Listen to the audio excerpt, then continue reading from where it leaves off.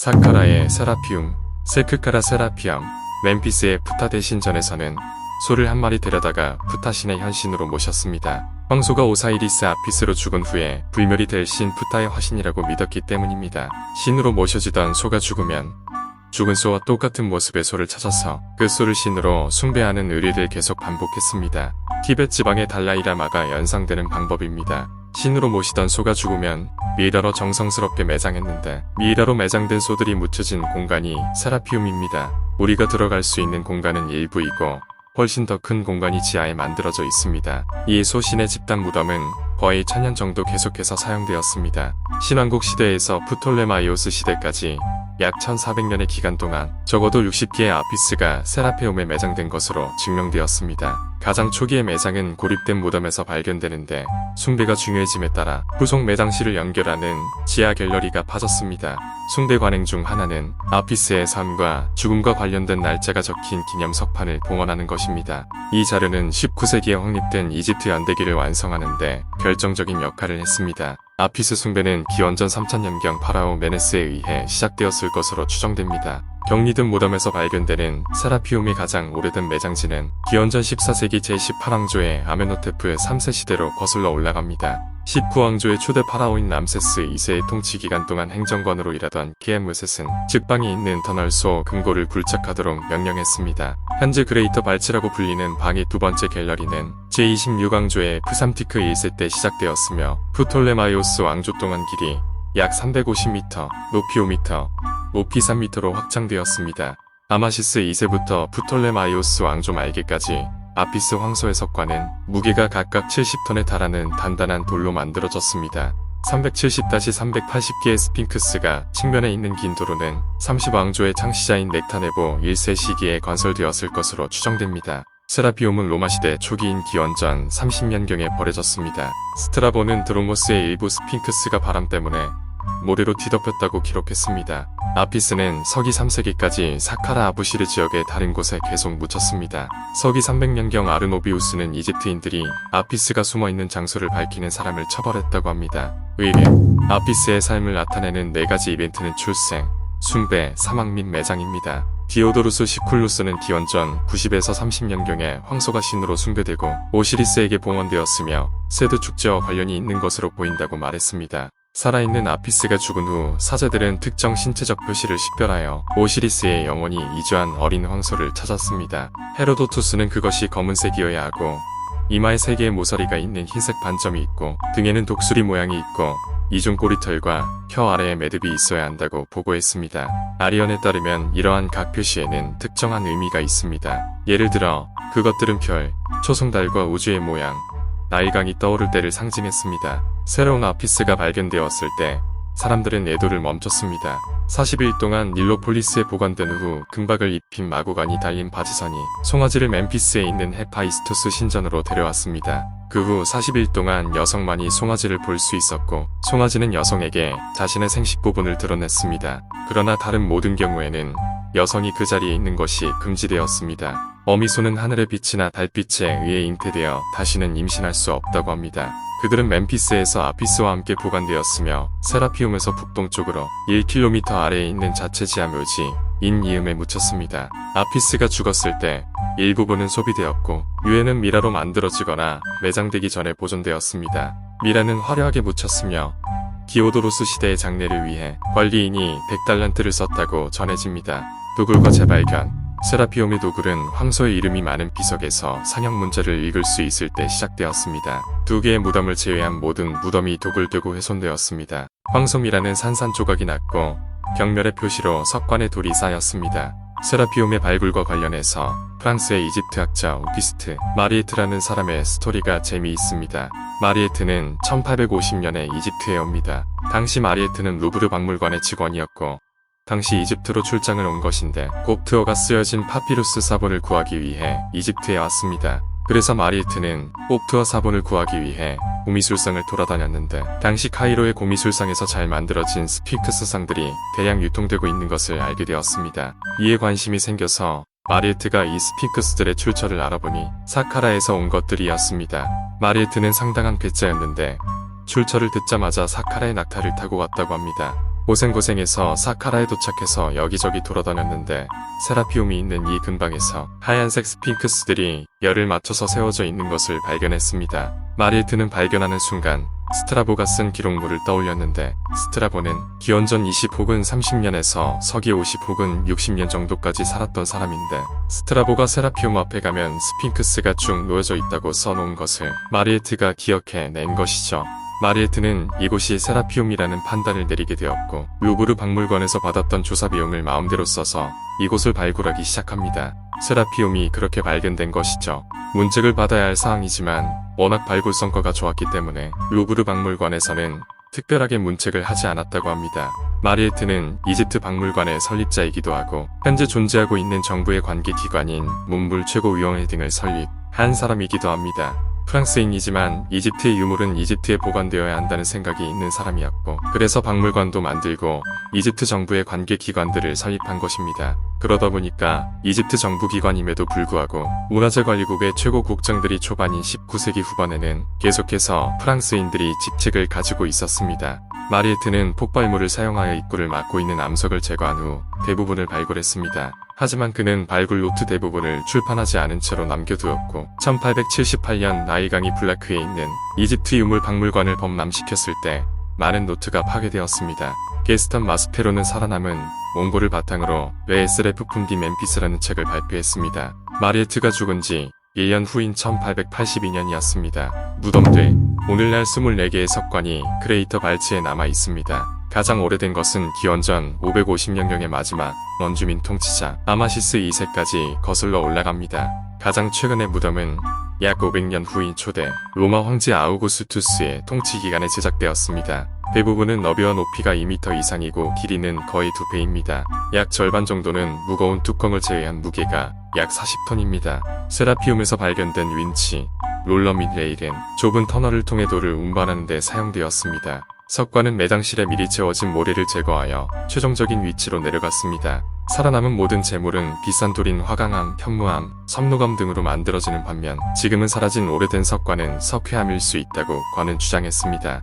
무게 및 지수 위넌트 베이는 그레이터 발치의 대형 석관 중 하나가 총 질량이 최대 62톤인 것으로 계산했습니다. 몸체는 37.6톤이고 뚜껑은 24.4톤입니다.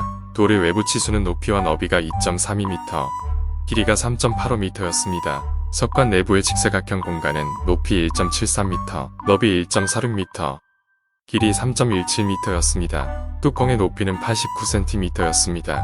운송 방법 메리엣은 갤러리 바닥에서 롤러의 흔적을 인식하고 틈새 중 하나에서 각각 8개의 레버로 작동되는 2개의 나무 수평 윈치를 발견했습니다. 1853년 세라피움을 방문한 하인리히 브룩시는 석관이 굴려진 이중 레일이 프톨레마이오스 서비스 터널 바닥과 다음 통로에 여전히 명확하게 보존되어 있음을 확인했습니다. 매장실의 바닥은 복도 바닥보다 2-3m 아래에 있으므로 석관을 최종 위치로 내려야 했습니다. 메리엣은 석관을 수평으로 옮길 수 있도록 방을 복도 높이까지 모래로 채운 다음 모래를 서서히 제거하여 부드럽게 내렸다고 설명합니다. 추가 보호를 위해 고대 이집트인들은 석관의 정확한 너비와 길이로 약 1m 깊이의 오목한 부분을 안반에 파냈습니다.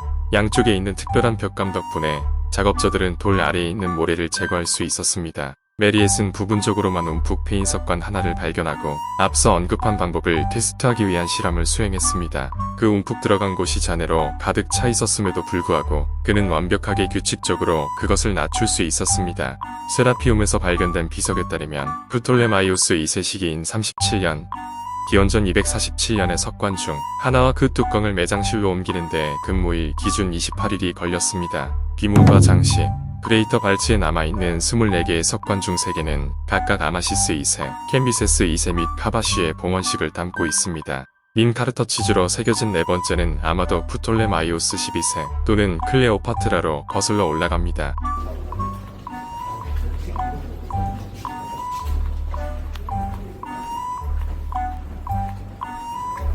천년 동안 죽은 신성시대 소들의 무덤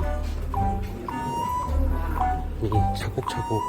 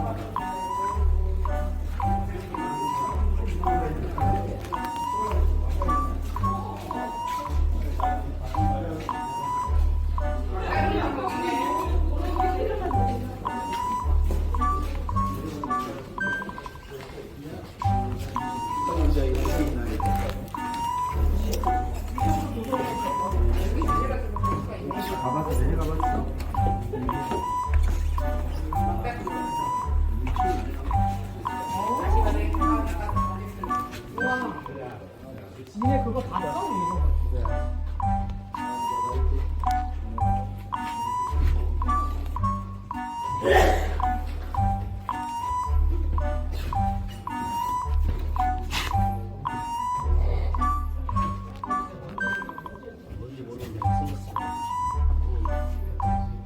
이렇게 때리시면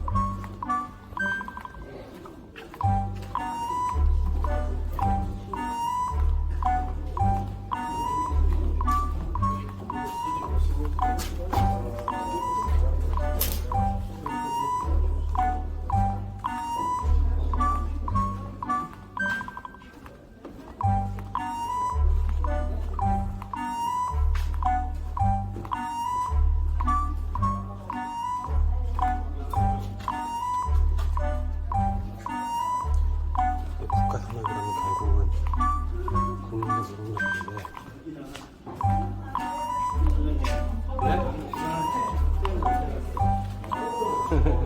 네가 너무 약한 거야. 둘이 얼마 안 들었잖아.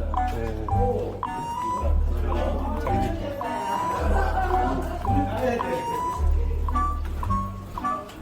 그쪽으로 갔다 오신 거예요? 아니.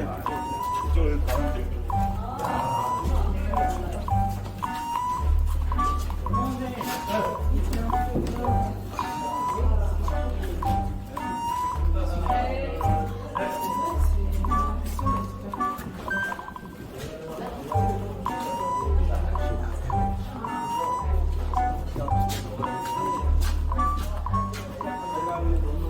그렇죠. 일로 가야죠. 그래야 연결되는 중간에. 그쵸? 있을 것 같아요. 우리 가면 저쪽에 노는 사람도 있었잖아요. 네.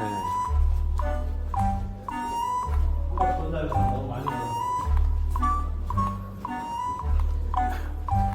돈나고 별 의미도 없을 것 같아. 다 비슷하게 생겨갖고. 아, 이거 끝이에요. 아하.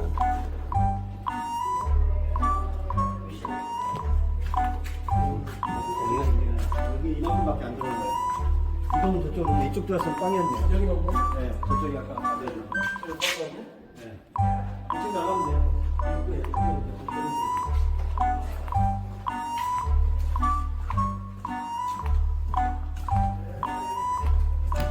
이제 무덤이 없잖아요. 여기 왜 이게 이게 이제 전체 이제 만들려고 아니 작업은 있는 거냐? 그럴 수 있고 만들려고 막혔네. 아니, 아까 일로 오시던데? 옆으로 가면 되는 것 같은데. 아, 옆으로 뺐어. 여기 뭐지? 어디 있다. 잠깐만 이거 뭐예요? 뺐어요? 문양은 없는데. 이따가 공부한다 말하면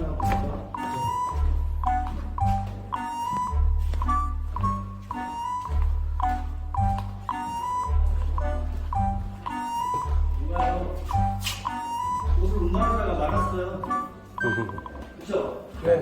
가공하고 이렇게 도어를 가져가서 현지에서 가공하나 봐.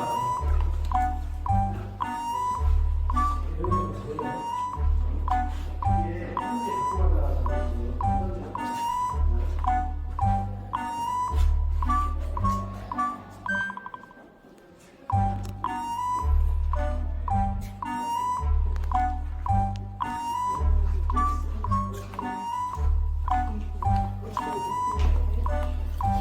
달라.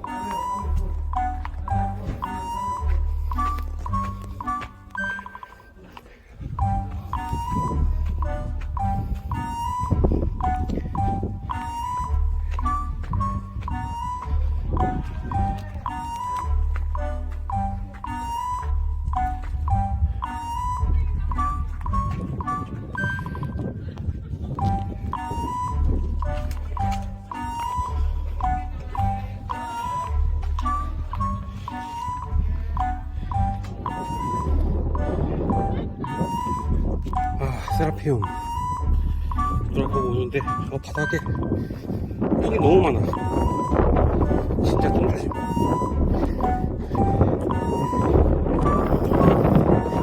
이거 다 낙타 똥인 것 같아. 아, 똥 너무 많아. 그래서 모래도 좀 찝찝하다.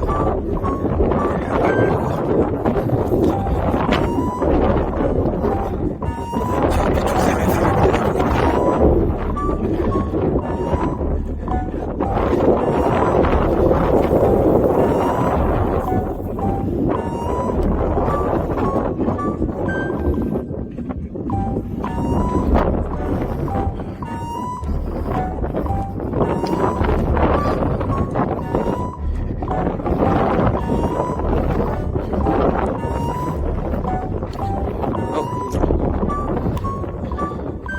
여기 우리 오늘 버스 갑자기 트럭이야.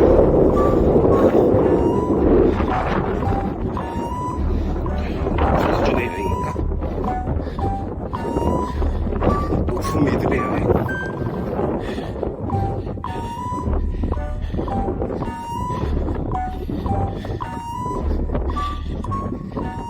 믿음직한 여행이지. 그래. 알겠어. 사카라.